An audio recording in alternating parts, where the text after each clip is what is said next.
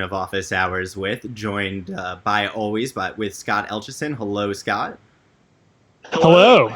Welcome. I have a new setup. Anybody notice this thing? Look at this. It's nice. It's looking extra gorgeous, super professional. Almost as professional as the setup that we are joined by our guest this week, Boni.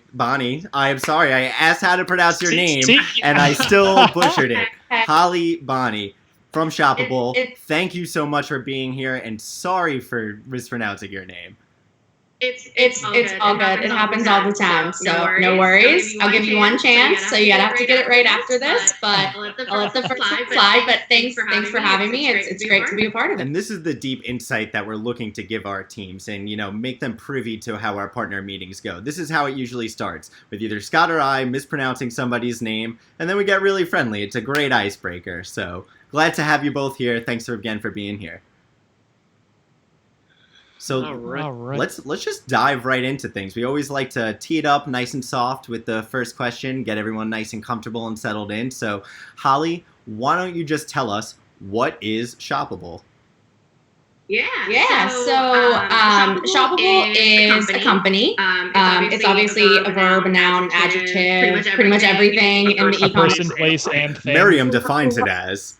Yeah, exactly. And you see it everywhere. You can't, read an e-commerce article without seeing it being shoppable. But it's actually the name of our company. We've been around since about 2011, and we created and patented the universal checkout technology. So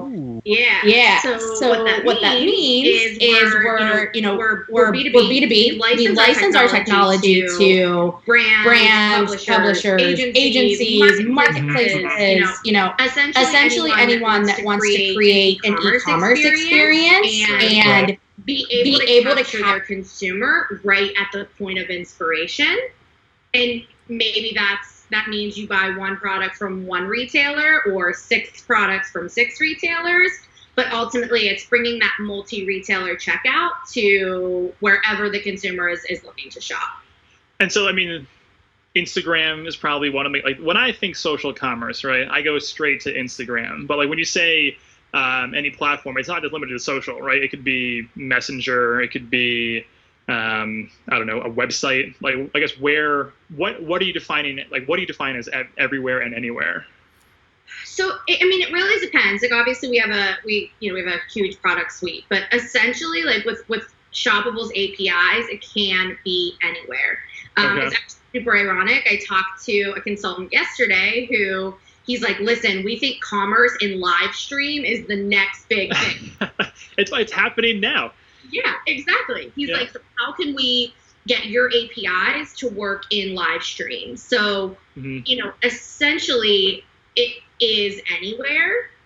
Like you said, most popularly, we were able to, create ads that are shoppable within Instagram or Facebook or Pinterest or, programmatic banner ads, but it really can be anywhere. Love a good programmatic banner ad. Oh yeah.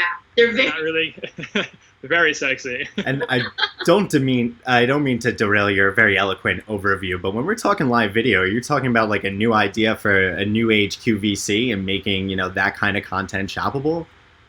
Yeah, I think the idea is that, say in a year you guys have 500 million followers and they're all coming into your live stream, and then all of a sudden you're like, yeah, I was, at the store yesterday and I loved this product, and you could essentially ping it up and point in some direction, and then it'll be live. Here.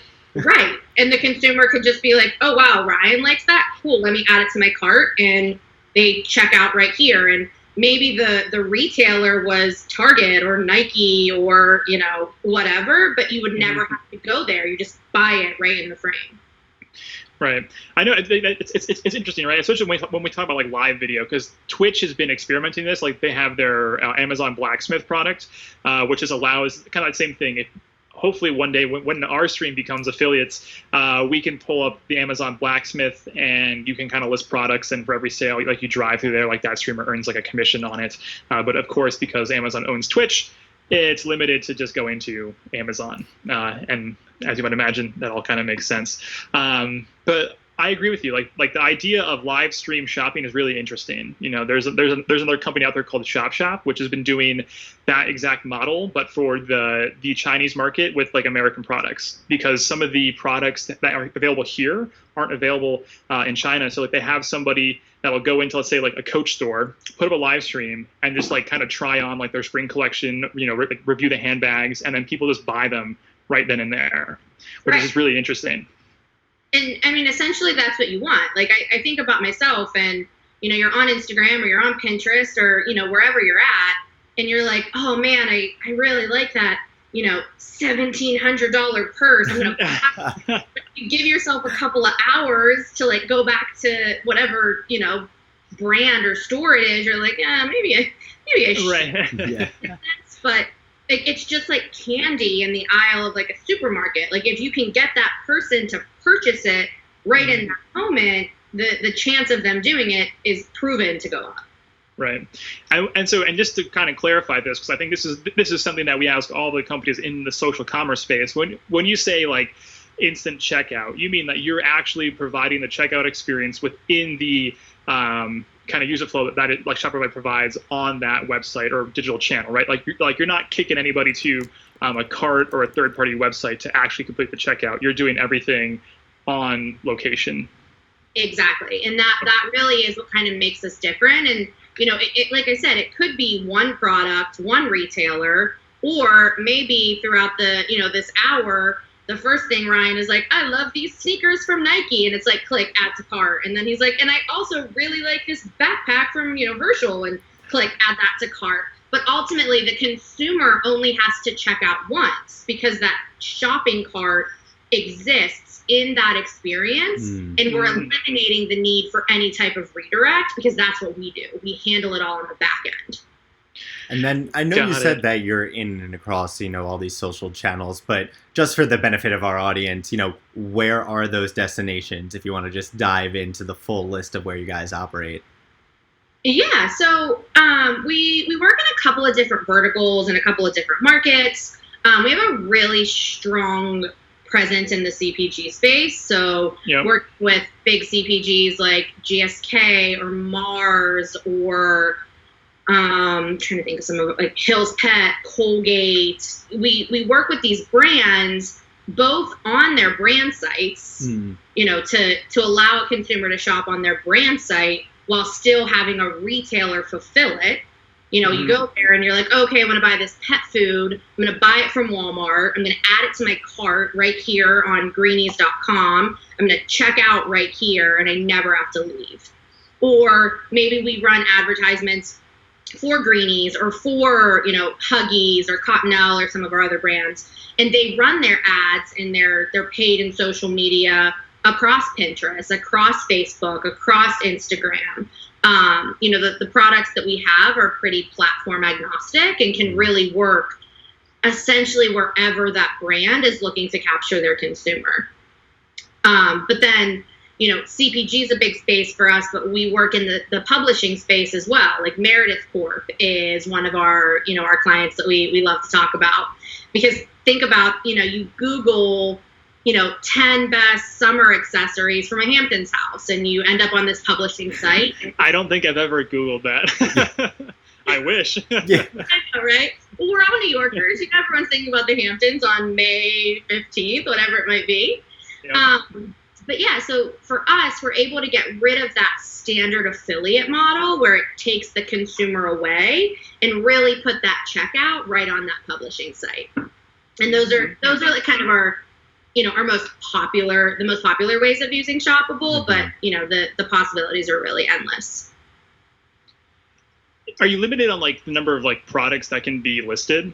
So like if you start working with like a, like let's say like Colgate, like can you list every single flavor of the toothpaste in there, or is it better to start with like one SKU or one product item to kind of start with to figure out that method of online shopping that makes the most sense for a brand?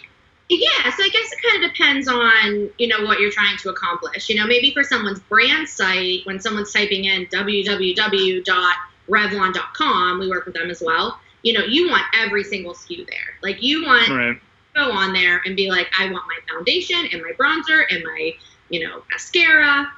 But when we get into the media space and we're doing like paid or social, we find the sweet spot to be between 4 and 8, because you want to put enough products in front of your consumer to encourage them to bundle them and buy them all in that one transaction. But you don't want to give them so many that they're just like endlessly scrolling, because then it can be kind of overwhelming. Right. And so when it comes to that, because, think about bundles and different platforms, right? So you're saying that this, in a sense, is a cart that could live across. So let's say, for example, I hop on Instagram and I see, a pair of shorts from J. Crew. And I was like, ooh, I like those. And I could kind of hop into that flow and, buy it now, or maybe add it to a cart. And then let's say I pull up Twitter and I see another ad for J. Crew. I'm like, you know what? I like that shirt. I'm going to get that too. Does that cart live across all of those platforms? So both Instagram and Twitter, or is it siloed that whatever shopping experience you have on Instagram stays on Instagram versus Twitter? Yeah, so the one way that I kind of like to differentiate how Shoppable's doing it is that we're B2B. So our the whole point of us is to work with is more brand focused or more business focused than it necessarily is consumer focused. It's not have this floating shopping cart that lives across the internet and you can just somewhere like a plug-in or something. We're working with Revlon or Almay or Meredith, Better Homes and Garden, Martha Stewart, to make their individual experiences shoppable. Got it. That makes sense. Thank you for clarifying. Yeah, even though I don't know, Scott, if you're going to be getting J. Crew shorts anytime soon, given their current circumstances. I'll have I bring it up because the shorts I ordered came in and I'm wearing the first pair. Oh. If we were an affiliate, I would talk more about them and point you to the proper place to go buy them. But it's 86 degrees today, and I am excited to be wearing a pair of shorts. Yeah, likewise. Well, I'm wearing a leather jacket because I like you guys. I'm a New Yorker, and I escaped the city about 2 months ago. I came back to Pittsburgh for my best friend's getting married. We were doing bachelorette planning, and I had no intention on staying for 2 months. So I think I brought 3 outfits with me that were appropriate for March weather. So I need to do I wish we had some recommendations for products, because I need to do some shopping. Because I don't think I'm making it back to the city anytime soon, which is so sad. Well, the leather jacket's looking super chic, so thanks for sporting your best for the stream. Yeah. It is All Saints, so, again, this is this is where it works. You could totally inject that shopping cart. Yeah, boom. And I want that All Saints jacket. Ding, purchase. Yep. And so, let's just go one level deeper, right, into the whole Shoppable platform. So we kind of understand the user flow and how it works. And again, it's really focused on having a brand activate, in a sense, like shoppable media across these different digital channels. And so I guess so outside of the benefit of this, having that instant commerce, which I think is just huge, especially just given current situations, what are the metrics for success? How are you thinking about is it really just checkouts? Is it that performance driven that it's you know exactly how much sales you're driving? Is that the key metric of success? What do brands want to hear or see? Yeah, and I think it kind of depends a little bit with who our client is. We work across a variety of clients, so different KPIs hit differently for people. So look at the CPG space. If they're not working with Shoppable, they're probably driving their consumer to Walmart or Target or Amazon or whatever it might be to finish that purchase. And that's great. They're getting revenue. People are buying things. That's ultimately what they want. But in today's world where consumer data and understanding the way your consumer shops is so important, that model just isn't working anymore. For the brand, they go to the consumer goes to Target. Revlon prior to Shoppable had no idea. Did they purchase anything? Did they get to Target and see a lipstick that was 50 cents cheaper, so they added that to their cart? Did they buy anything? Did they completely bounce off the page? They have no idea. And then from a CRM perspective, they have no idea what's their name, what's their email, what's their address, what's their phone number. They aren't as able to create these, initiatives around consumer data the same way a traditional direct-to-consumer brand is, because it's a black box once they leave. Shoppable, because we host the transaction, we're giving our clients full visibility into their sales funnel, with like GA and tags and pixels. We can literally say, Holly Boni, that's me, first came in contact with your product on an ad by influencer A on Instagram. She added this product to her cart and left this product out of her cart. And then she checked out at Target. Here's her name, her email. She opted into everything she needs to. Upload her into your CRM. So it's just like a full, you really get a 360 view of your consumer and how they're interacting and purchasing your products. Yeah, and obviously, I think we can just call the stream there. That was great. Everybody, go call Holly. I mean, she's we found it. We've arrived. You got 45 minutes back to go enjoy the rest of the nice day. Thanks, guys. Yeah. No, but to Scott's point though, like obviously reporting and measurement is incredibly important to all of our clients. So what does that package look like when you're sending it back to clients? Is it a dashboard? Is it like a white glove service where you manage, real-time reports? How did we get that information back from you guys? Yeah, so a couple different things. Most of our clients in a certain tier of our product, they all have a customer success manager, and their whole job is to ensure that we're giving insights and keeping up with trends and saying like, hey, we noticed a spike in this or a fall in that. That's kind of the first thing to kind of, again, keep that 360 view. But then all of the actual shopper data, like the behavior, top products, add to cart rate, conversion rate, top states, top retailers, that all lives in a dashboard that you get 24/7 access to. It's really pretty. It has all of our shoppable blues and the graphs. And that's kind of the easiest way to access all of that anonymized data. And then, anyone in the e-commerce space understands the point of PCI compliance. It's another really big thing about Shoppable is that we are PCI compliant. So in order to get all of your PII and your sensitive data, that lives in an order API that can be securely passed to our clients. So few different touch points, but they all come together to ensure you kind of have it all packaged into one. Yeah, and so we got pretty heavy on the acronyms there. I so love PII, the acronym we know is for personally identifiable information.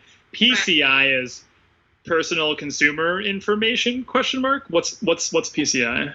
Ooh, I don't know if I know what the acronym is, but it's essentially like the ability to accept credit card information.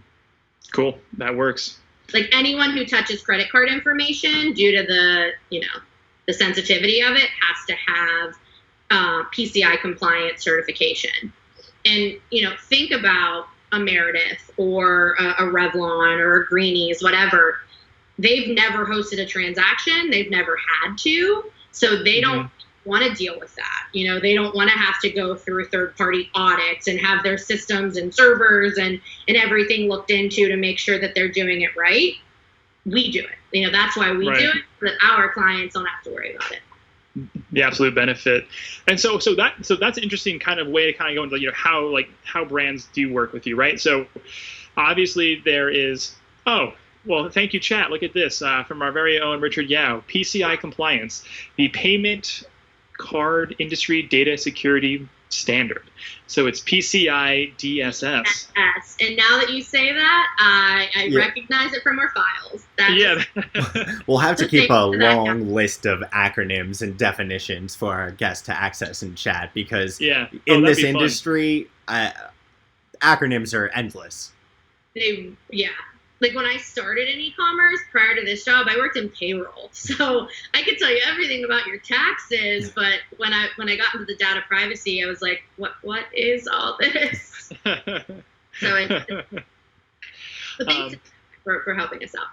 Yes, yeah. Thank you, chat. This is the benefit of live stream, right? We have, it's a way to get the audience engaged and involved. So we love it. And so just to kind of go back to like my question. So like working directly with Shoppable, obviously we kind of talked about a few ways already, but like knowing that you are working with some publishers as that, platform to do instant commerce checkout, like, is there a certain way that we should be thinking about how to leverage you? Like, should we go directly to you? Do you recommend us potentially going to like, publishers as like a test or something like that? Like, what are the ways in which, brands and agencies and marketers and just interested people in e-commerce can leverage the solution? I wish I had a single answer for you, but luckily we have 40 minutes, so let's start with number one. But that's kind of the fun of it. I talk to brands and agencies and publishers and advertisers and like guys in their basement who are just trying to come up with like the next cool eBay. But, I talk to people that are, doing so many different things that my biggest recommendation is just talk with me, because I've seen it all. I've heard it all. Give me your ideas and let me know what you're trying to accomplish. And I will let you know if that's something that we can help with and how we get to that point.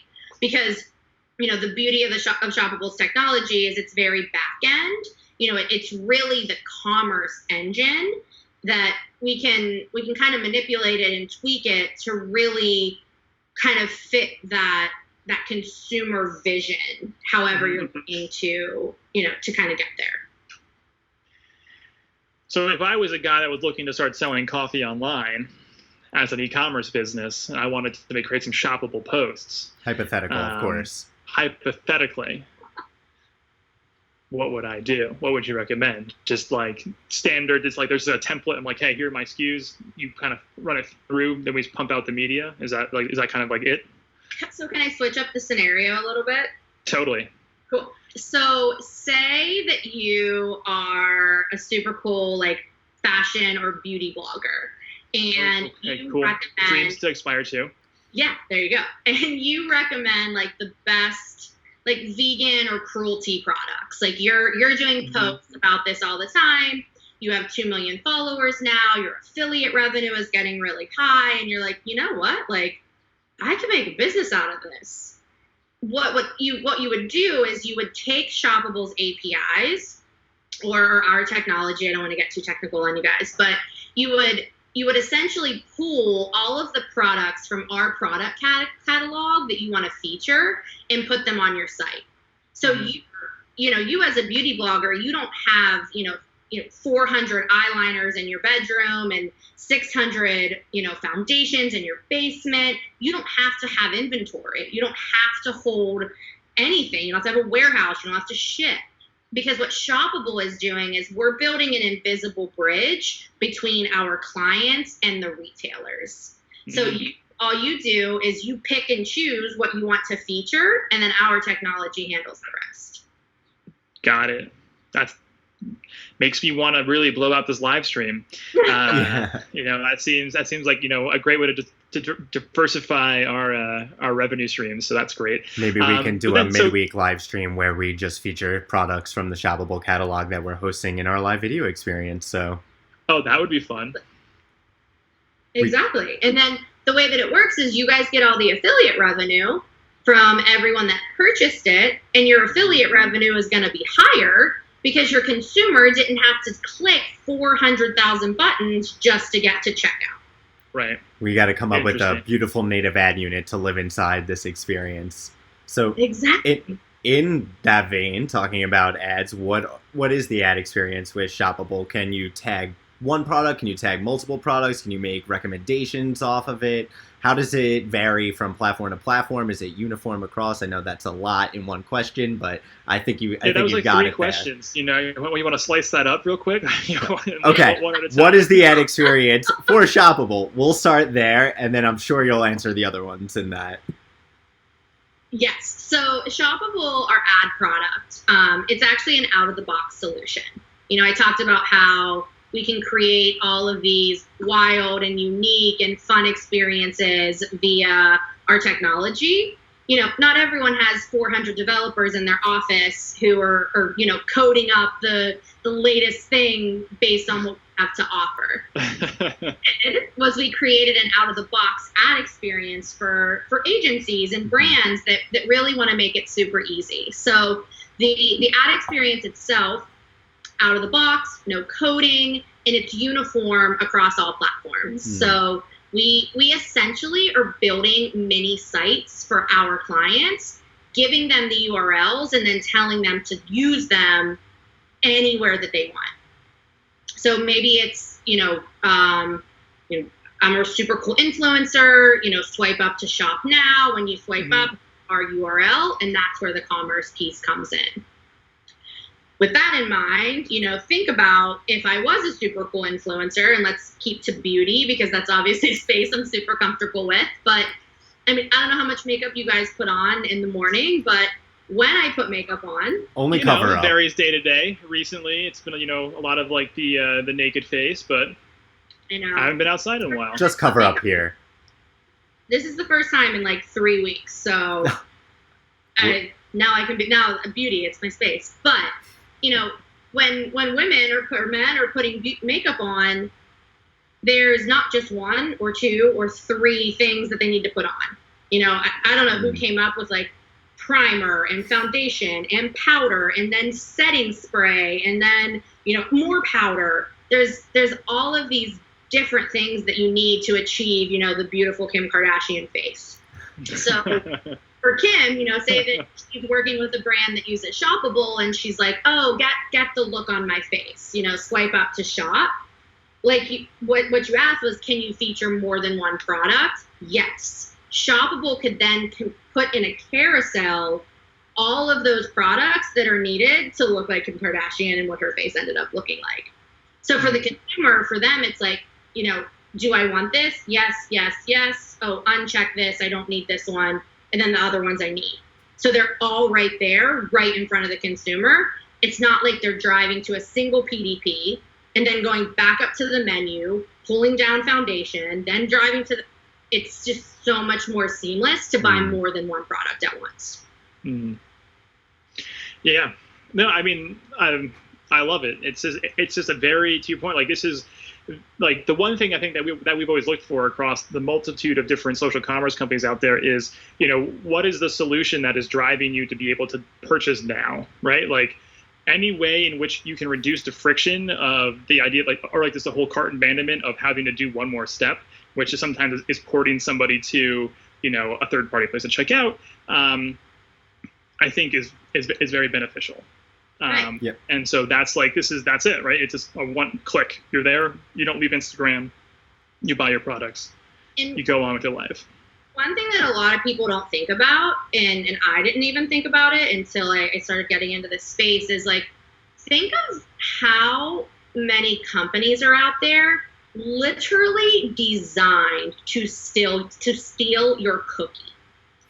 Say I'm on my desktop and I am looking up that 10 best ways to decorate my Hamptons house, because I have and we're back. Yeah. And I click on, a couch or something or pillows, whatever. And I click out. So many consumers have plugins on their browser that is like, they scan for coupons or they scan for deals or they, they'll alert you when the price goes up or down. In that scenario, that pop-up comes up and it steals your cookie. The cookie now belongs to whoever owns that plugin. So when you're sending and we're talking about like actual digital cookies, like the tracking stuff, like not like cookie as a reference to like money. Right. No. Okay. All right. Yeah. Your pixel, your cookie. Your pixel. All right. Cool. Yep. Right. Just want to double check that. I don't know if I'd use cookie as a term for cash. Cake, maybe. I don't know. But when you send that consumer away, there's always that chance that someone else is going to attach themselves to that consumer, and even if you're the one that got them interested, you're not going to get the revenue anymore. It's out of your hands. It's a win-win. Yeah. So you for both the brand and publisher. Get it. Yeah, totally. And so we've talked a lot about like, well, some beauty brands, some CPG brands. I don't know if we've talked like about the benefit of, in a sense, understanding what that third party store traffic is, right? Knowing that, because like on the platform, you're able to, let's say it's, I don't know, a liter of soda or something like that, like, and it can be fulfilled by Target or Walmart or Amazon, right? Because like that's part of like the checkout process, is that you select who or what fulfills the order, correct? Or am I wrong? No, you're correct. That's right. Oh, okay, sorry. And so that's just really interesting. And I don't know if you want to kind of explain a bit more about that, but I've always thought of that as a way as, we look at these larger brands that are heavily reliant on these third-party retail channels where we know it's hard to get data. Like, this is a way to, in a sense, get like a proxy of some sort of information of like what your consumer behavior is and who that person is that shops at those retailers, but then also try and understand like the volume of sales that go to these different retailers to help you, in a sense, maximize your shopper strategy, which I think is really interesting. Yeah, exactly. And that, like I said, the visibility into the sales funnel is a huge piece of it. Even let's take it back a step. Like, let's go up the sales funnel a little bit further. We think about who some of the biggest advertisers in the world are. Procter & Gamble, Unilever, like, they're spending billions of dollars a year on advertising. And for them, they might never be able to understand if the $300,000 that they invested in this Facebook campaign ever led to sales. Because as soon as they drive that consumer away to the retailer, like you said, they don't know what happened. That they're not getting that data back. So it gives them a way to crawl down the sales funnel to get the data at the bottom, but then to take that data and crawl back up. Because if your $100,000 Facebook campaign actually ended up driving 4 sales, maybe you should take that money that you're investing in, trying to get to 65-year-old ladies and retarget it to 18-year-old people that are browsing on another platform, whatever it be. Like, having that full closed loop transaction data helps you to really optimize where your spend is at the top of the funnel, just because you didn't know it before. Totally. I was kind of like laughing to myself, and I was just like, oh, if somebody spent $300,000 on a campaign and got like 4 sales, it's like, that sounds like a product problem. Well, so, answer, I never dig into how much people spend on campaigns, so that might be a lot, that might be a little. All depends on who you are, right? So for people without that product problem and are looking to dive into the space, if I have my inventory ready to go, what's the turnaround time look like to get something set up with you guys? Yeah, so for the out of the box solution, like I said, there's no dev work on the client, so it all falls on Shoppable. It's usually a 3 to 4 week lead time, and what that really consists of is, the initial Shoppable build. We're building that page from a blank slate or from a template. We take about 2 weeks to build it, and then the last 2 weeks are a lot of QA and making sure that it looks right and it functions right and you like what you see, and that it's attached to all the right geotags and pixels and things like that. But all in all, we can usually get it moving in 3 to 4 weeks.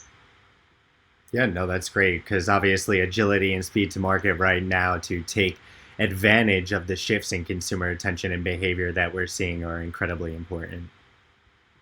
Oh, absolutely. Like, I wish we could do it in 3 days, because sometimes it's like, hey, we're ready to roll on a campaign next Monday. Can we get this going? And, as a director of sales, you never want to turn down business, but, 3 days is a little quick, but you're right. Getting things moving quickly is a huge piece of media, because every day is more money. Well, hopefully none of your devs are on this live stream, fact checking you and making sure you're promising 3-day turnarounds for them. Yeah, so it's been real funny. Whenever we ask somebody about their turnaround time, they're always like, well, hopefully my ops team is not on it, but yeah, we'll do it in a week. Yeah. Yeah. No, we well, right now not so much, because we're all in different places, but we have a really close knit team, and I think that if I was saying things that weren't real, my dev team would keep me honest so quick that Yeah. I'd be in so much trouble. Because they have no problem being like, absolutely not. Go back and tell them we can't. Go back and face the music. Yeah. Yes. That's too funny. So in the last couple of weeks, are there any, incredibly interesting insights you've managed to pull just from, broad data that you've seen across the platform? Any spikes in sales in certain categories or drops in others? Just anything interesting that you've managed to pull out in the last couple of weeks? Yeah. I mean, so across the board, Shoppable is killing it. When weekly Monday morning meeting, pull our dust shoulders off. Yeah, crushing it. It's shameless plug, I know, but it really is, and it's not just Shoppable. I mean, it's just e-commerce right now. Like people can't get out. They need to get their things, and even my mom, she's 60, standard like millennial mom age. She came to me like a month ago and was like, "Hey, Paul, did you know that we can actually get our groceries online? Like, we don't have to go there. We can get online and order them, and someone will bring them here and ring the doorbell and leave them on the porch." And she's like, "That's so safe." And I was like, "Yeah." I was like, "You can do that, I know." And he was like, "Well, why don't we always do that?" And I was like, "Well, people do always do that. This is a normal way to shop." But I think that right now, e-commerce is having this major spike because people can't leave. And we are seeing that like across all of our categories. With a brand that has like nicotine, like quit smoking, and their sales are through the roof. They're crushing it because people can't get outside to smoke cigarettes. So they need to get online and, order things to quit smoking. But I think what we're seeing now, we just expect to keep going up. Because even people like my mom, who didn't think to do grocery shopping before, she was kind of forced into it. And now she's like, well, why wouldn't I do it that way moving forward? Right. You think that like certain categories of it? Like I think, for example, I think it's like week 5 or 6 now, still a Whole Foods. No, not Whole Foods. Wegmans, certified customer over here. We order every week. It's just fantastic. It's in Brooklyn. Oh, the one at the Navy Yard? Yeah, they delivered to Hell's Kitchen. Wow. It's like they deliver to Hell's Kitchen, and the Whole Foods down the street won't deliver here. It blows my mind. Well, I feel like Wegmans is something special. Like I have a lot of friends from Buffalo because I'm from Pittsburgh. And the way they talk about Wegmans is unreal. I mean, it's a magical place. It's for the gourmand. I mean, listen, we used to drive an hour and a half. So where I grew up in New Jersey, we used to drive an hour and a half to this other part of New Jersey, and we'd go to Wegmans for dinner. And it was like a big to-do. It was fun.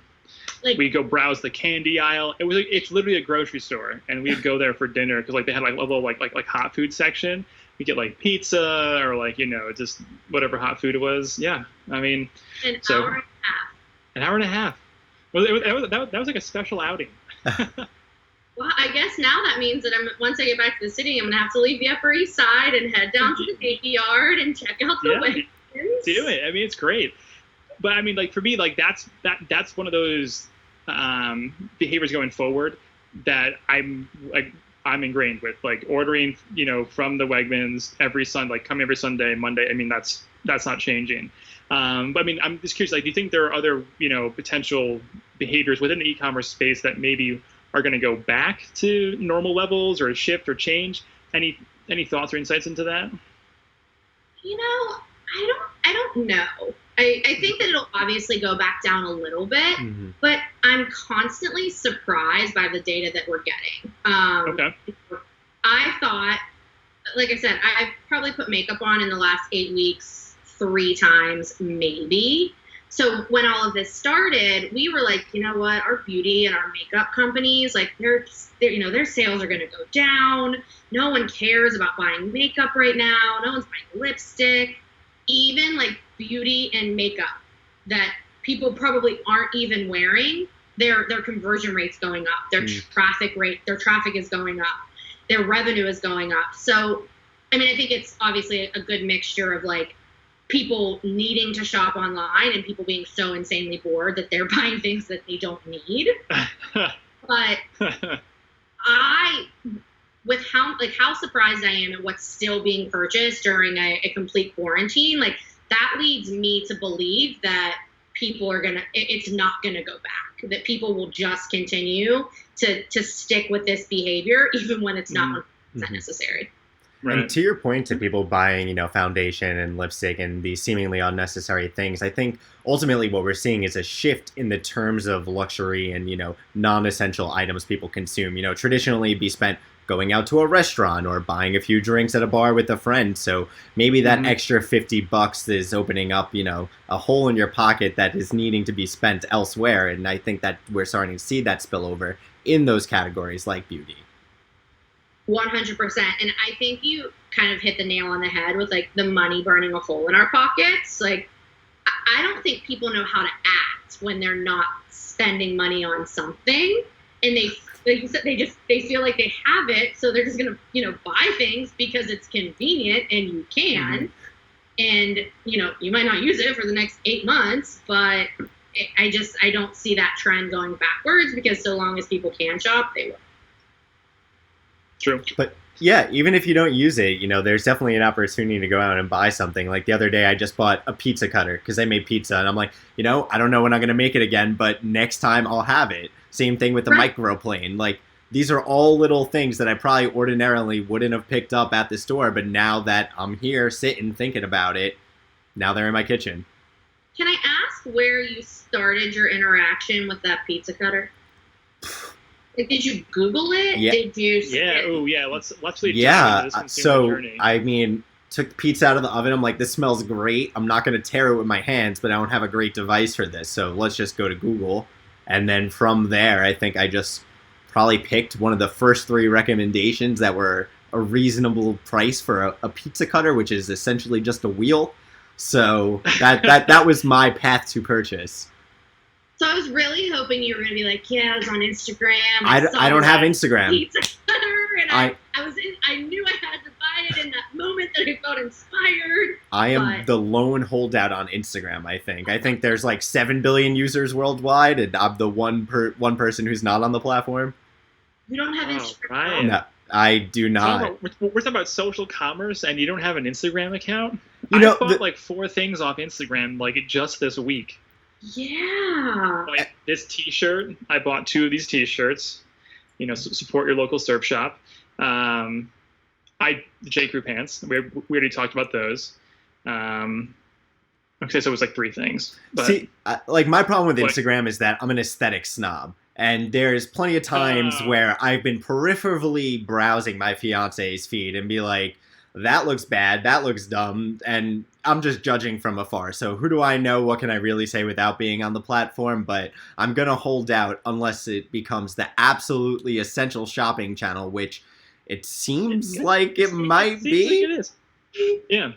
And so that's an interesting question for you, Holly. Like, what channels perform best with the shoppable ad units? Like, is it Instagram? Is it Twitter? Is it, digitally placed across the different networks? Like, what channels do perform very, very well? Yeah. So here's the thing. I think if you would have asked me this question a year and a half ago, I would have been like, before we kind of knew what the expectation was, I would have said, oh yeah, Instagram is going to completely crush it. It's going to be the channel where, everyone does the shopping.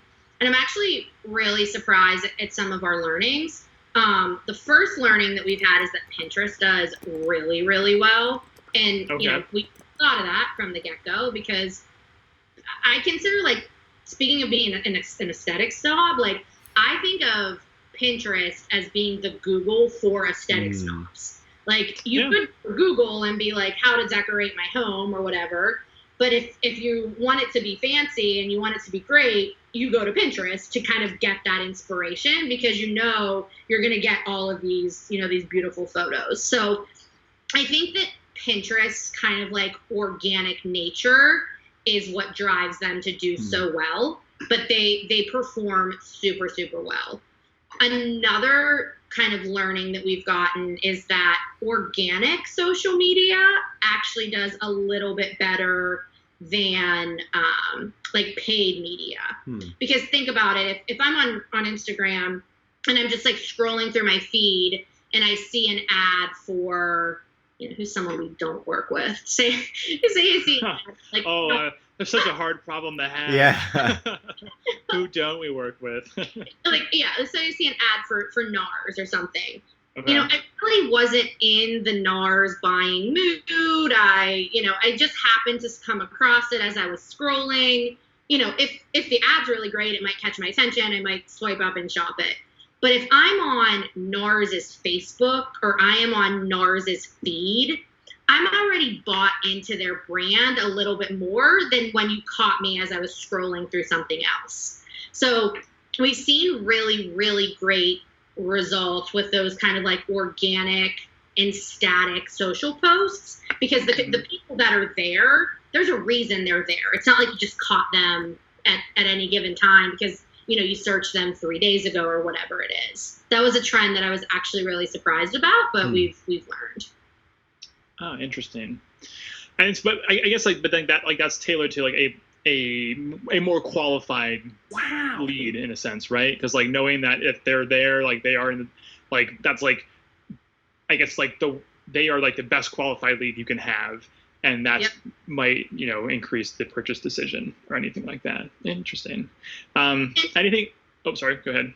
I would just say, I also think it's interesting because I think when brands and agencies go out searching for vendors or, different companies that can help them in the space, the front of their mind is paid media. Their thought is like, well, we're investing all of this money into paid media. Like, I have to find something that's going to do the absolute best. When it's like, actually, if you put a shoppable component into your free social media that costs you absolutely nothing, you really are targeting the consumers that are actually going to purchase your things because they already like you.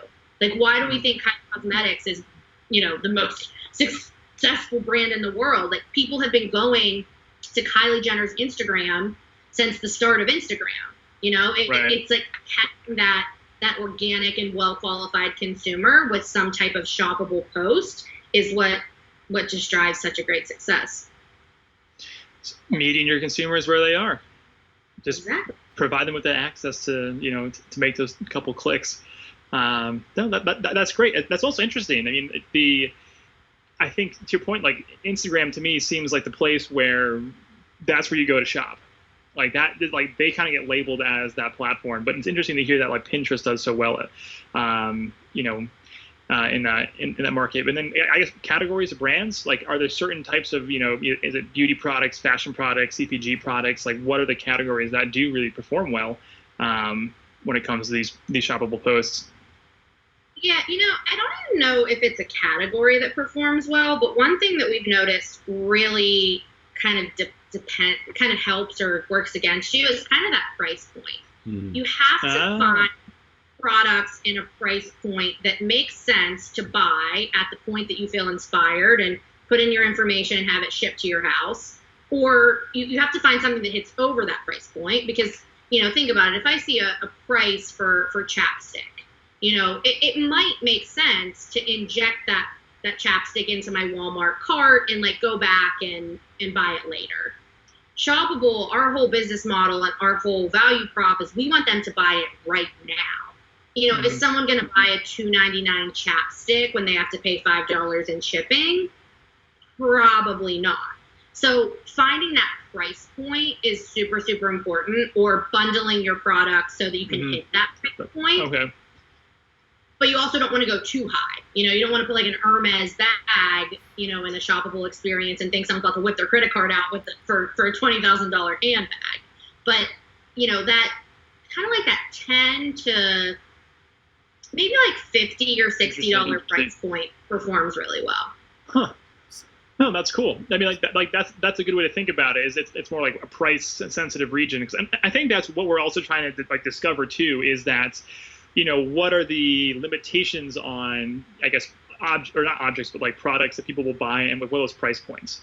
And I think that's starting to blend. Like obviously right now it still shifts more towards like the lower end, like you said, maybe like $10 to $20 or $10 to $60. But Tesla's now selling cars online, which is super interesting. And again, like they're targeted at a consumer that is like very tech savvy, and for them it's the greatest experience ever that like they can just pay with their face, and like Tesla arrives in 6 months to a year or whatever like the wait list time might be now. And so I think that's one of the things though is that people are starting to understand and realize is that things where they might have wanted in the past to test out or feel or be in the store to like buy them, like those larger purchase items, I think people are getting more comfortable with the idea of buying them just through like an Instagram ad or whatever it might be. Right. I think that's going to change. Well, we thought the same thing. We were like, how expensive could we really get that people are like, okay, I'm going to purchase that right now. But just to kind of give you an idea, we work with, like I said, we work with Meredith Corp, and we power betterhomesandgarden.com. So if you would go to their website and you wanted to shop their products, you could. And I'm looking for a planner, so maybe I will. It will be there. And all their products are sold through Walmart. So we partner with Better Homes and Garden as our client, and then their fulfillment is all done through Walmart. Okay. Last week, somebody bought a pool. Interesting. An above ground, like one of those ones you bought, like it has like little pipes and you have to like put together, right. Blow up. Circle or bean shape? Circle. Okay.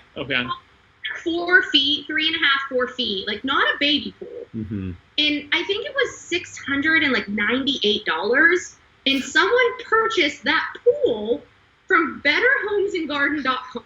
So that if the option is there and people have money to blow and they want it right now, they will purchase an expensive product. Got the link. My backyard's looking a little bare and the weather's starting to turn. I'm looking out the window over here and I'm like, man, I could go for a swim. That'd be great. A nice slide from your apartment all the way down. Yeah. Or I do have a roof in the apartment building that's completely locked down, so maybe we can pop it up there. That'd be kind of fun. That's interesting. I mean, that to me that seems like an item that you'd probably want to research a little bit, or at least measure or like dimensionalize something that you can be like, you know what, this is going to fit in my backyard. So that's like not an easy return.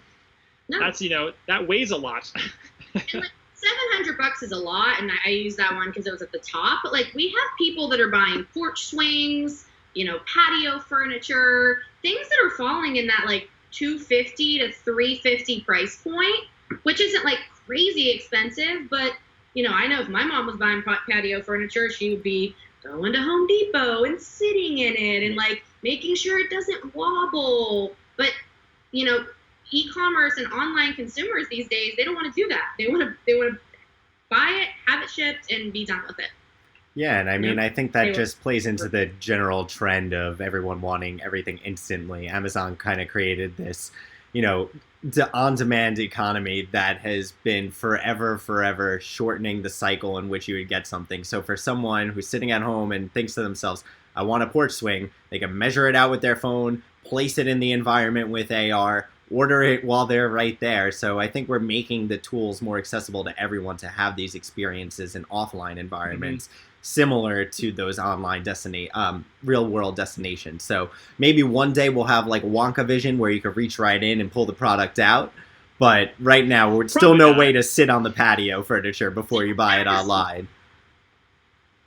No, and think about it, like companies like Instagram and now Google Shopping, and if Instagram has native checkout, I'm sure Facebook's is coming down the pike at some point. But like they're just contributing to the ideas that consumers can get exactly what they want right when they see it. So I think that if these brands aren't conforming to that, they're going to get left behind. Like if I can go to Google and buy a swing or buy a pool, or I can go to Better Homes and Garden and get a hammock, for the brands and the publishers that are making it difficult for their consumers, they're just going to stop coming back because it's not easy. Right. No, totally. We make it easy. We make it, and that's the headline right there. Well, Ryan, have we missed any questions? I think we've hit most of them. Yeah, we did hit most of them. A lot of the chat ones overlap with us. I think now would be a good time to dive into your big four that you like to hit. The big four. All right. So we end every stream, Holly, with four questions. And these are the four questions that pretty much every team or brand or client, whomever, like these are the four that they always ask us when we bring new ideas and partners and solutions to the table. So the four questions are, and feel free to answer them in any order that you'd like. It is going to be, what does it cost to work with Shoppable? Give us a price range. Number two, what is your size? But you're a technology company, and so that question doesn't really apply to you on this one. But if you want to answer it in some way, shape, or form, feel free to do so. Three, what is the lead time? So again, what is like that turnaround time to get a campaign live? And four, why you versus a competitor? What is that competitive advantage Shoppable has for our brands, marketers, and clients? Yeah, cool. So I'll start with the size, because you mean like how big of a company are we? Well, how many brands you work with, I guess, is. How about brands that you've worked with? Because size is more of like for like a media solution. Like, what is your audience size? Like, do you have 50 million monthly active users, daily active user, things like that. So when it comes to technology companies, like yourself, it's not necessarily a size question, but maybe more about like who have you worked with before? Like, what are some of those brands that you've partnered with? Yeah. I think when we think about who we like to kind of display and that kind of speaks to our size, we've worked with Procter & Gamble, Unilever, GSK, Mars, Kimberly-Clark, Meredith Court, Martha Stewart, Better Homes and Gardens. So we've touched kind of the biggest players in the game, which is always great for me as a salesperson. And then lead time, like I said, it's about 3 to 4 weeks, give or take. We try to be very realistic with our lead times. We never like to overpromise and underdeliver. So for the sake of being honest, let's say 4 weeks to make sure that you keep me honest. We had size, lead time, price. So we work on a monthly subscription model for our ad product.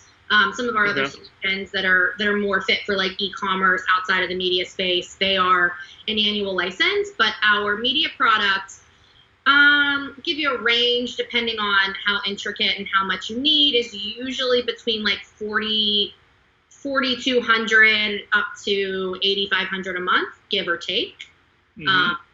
So we do it monthly because we understand flights are different for every brand and things like that. Right. And then what makes us different? This is always my favorite question because so much makes us different. The way that I always like to say what makes us different is that a lot of vendors in the quote unquote shoppable space will say that they are shoppable. But essentially what they are is a where to buy button. They can tell a consumer where to purchase this and then send them to that place. Shoppable is a buy now functionality. So with our technology, your consumer can purchase that product wherever they see it. There is never a need to leave your environment to make that purchase. And then because of that, Shoppable is one of the only vendors that is going to be able to give you that closed loop transaction measurement. And those are the two big things that kind of differentiate us from anyone in the space. Excellent. A beautiful bow to tie this stream together. Yeah. Bravo. That was great. So we always like to end these things, obviously, with Scott's Big Four. It's something we always look forward to. But any content recommendations that you have for everyone in the audience? Obviously, boredom is at the pinnacle right now. How are you mitigating it? I spend a lot of time on Revlon.com, Nicorette.com, Rooms Garden. No, I'm just kidding. I'm just kidding. So I personally am newly obsessed with the Peloton app. I escaped to Pittsburgh so that I could get outside and run and work out and not have my downstairs neighbors want to kill me. So for anyone that's looking to get up and move, the Peloton app is great. It doesn't just have the cycle stuff. It's really great for running, strength, yoga, meditation, things like that. And then I just finished Never Have I Ever on Netflix, which is a teeny bopper show, but it was really great. I'd highly recommend. Well, it sounds great. Well, that's awesome. That's time, everybody. That's we're at 3:00 here. So happy Friday. Get outside, enjoy the nice weather. If there's any other questions, feel free to follow up with Ryan and I directly. We'll make sure to get you in contact with Holly. And yeah, I think that's a wrap on our stream. Ryan, anything else? You want to close this out here? Nope. Just thanks again for being here, Scott, and Holly Boni, my new great friend whose name I pronounced correctly. Thank you for being here, and obviously everyone in chat, appreciate you hanging out. Might not see you next week given the holiday weekend, but we will follow up with more information on that. And if not, enjoy the nice weather, catch some rays, and we will see you next time. Bye-bye.